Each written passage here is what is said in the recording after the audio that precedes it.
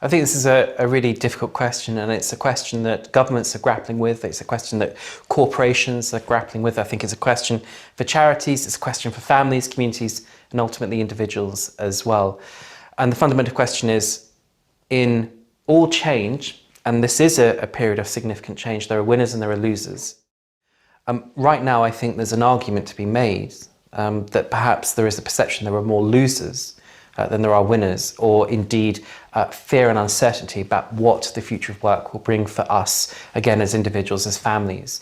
And indeed, just general uncertainty around the changing rules of the game. What does it even mean to have a career today?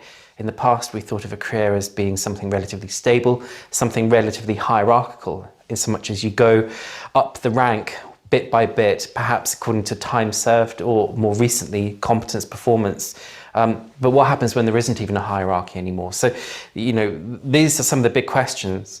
I look at what's happening in Europe. I look at the result around Brexit. I look at the issues around incomes inequality. I look around the average wages of middle class across the developed world not really rising. These, in some sense, are all aspects or symptoms of some of the changes that we're seeing. So there are definitely losers, and I think there are definitely policy issues which need to address it. There are also questions that corporations need to address, and indeed individuals, about their own careers and how they see their well-being in future, given opportunities and challenges in the career space.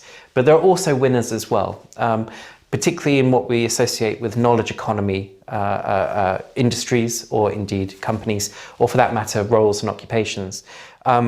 There are, for many, there is more freedom in their job than they've ever had before.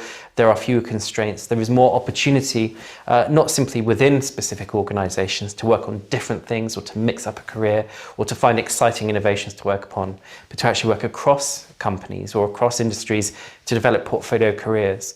So for those of an entrepreneurial mindset, and indeed gifted with the opportunity to take advantage of some of the delayering and the kind of the changing of structures that we see, and indeed the increasing informality of work, these are great times. For others, perhaps locked in more traditional roles or industries or occupations, then I think this is a time of high uncertainty and therefore potentially anxiety.